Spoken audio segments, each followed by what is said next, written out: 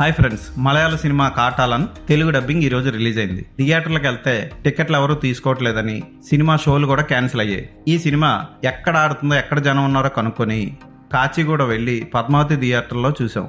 ఆ సినిమా ఎలా ఉందో ఇప్పుడు చెప్తాను. పాల్ జార్జ్ దర్శకత్వం వహించిన ఈ సినిమాకి మళ్ళీ రవి బసూరే మ్యూజిక్ అందించాడు. ఇందులో ఒక ఐటమ్ సాంగ్ కూడా ఉంది. దానికి ఎవరో మ్యూజిక్ ఇచ్చారు, అది ఏమంత ఆకట్టుకోదు. రాజా రాజా అనే సాంగ్. ఈ సినిమా ఎలా ఉందో ఇప్పుడు చూద్దాం. ఈ సినిమాలో యాంటోనీ వర్గీస్ తన పేరుతోనే పాత్ర పోషించాడు.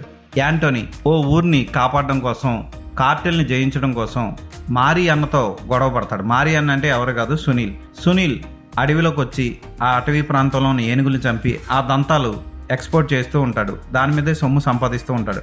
అయితే ఆ ఊరి ప్రజలను తన గుప్పిట్లో పెట్టుకొని ఆటలాడిస్తూ ఉంటాడు. యాంటోనీ వచ్చి ఆ దంతాల స్మగ్లింగ్లో భాగంగా మారీ అన్నకి ఎదురు తిరిగి ఏం చేశాడు అన్నది కదా.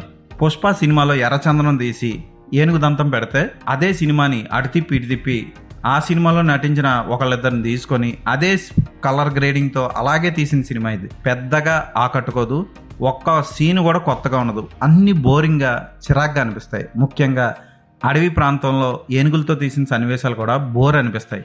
ఫోటోగ్రఫీ అంత గొప్పగా ఉండదు. పాత్రలు ఇష్టం వచ్చినట్టు ప్రవర్తిస్తాయి. Antony Varghese acting zero.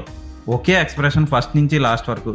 ఒక చిన్న పాప చనిపోయినప్పుడు కూడా ఆ పాపను చూసి మొహంలో ఒక బాధ కానీ భావోద్వేగం కానీ ఏమీ కనపడవు. జగదీష్ పాత్ర పర్వాలేదు, కానీ అది ఎందుకుందో ఏం చేస్తుందో కూడా ఎవరికీ అర్థం అవ్వదు. హీరో వచ్చి ఏనుగునే మీరు లొంగ తీసుకున్న వాళ్ళు మారీ అన్న ఒక లెక్క అనగానే అందరిలో రక్తం ఉడికిపోయి ఏదో చేసేస్తారంటే ఏమీ చేయరు. అలాంటి సన్నివేశాలు ఉన్నాయి సినిమా అంతా. దర్శకుడికి కథ మీద కానీ కథనం మీద కానీ అంత అవగాహన లేకుండా తీసినట్లు ఈజీగా తెలిసిపోతుంది. తుషారా విజయన్ ఉంటుంది.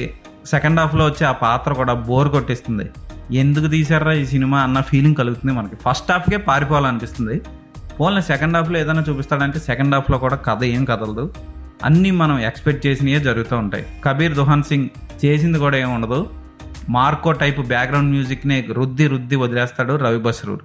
ఆ బ్యాక్గ్రౌండ్ స్కోర్లో డిస్కో సాంగుల టైప్లో వచ్చే బ్యాక్గ్రౌండ్ స్కోర్ ఉంటుంది. ఎక్కువ మలయాళ సినిమాల్లోనే ఈ టైప్ ఉంటుంది.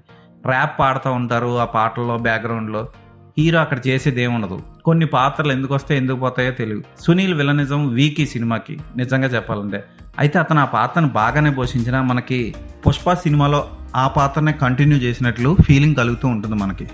ఐటమ్ సాంగ్ చూడబుద్దేదు. అందులో ఒక ఎక్స్పోజింగ్ లేదు, ఒక మంచి ట్యూను లేదు, ఒక మంచి స్టెప్ లేదు. ఫోటోగ్రఫీ కొంతలో కొంత పర్వాలేదు.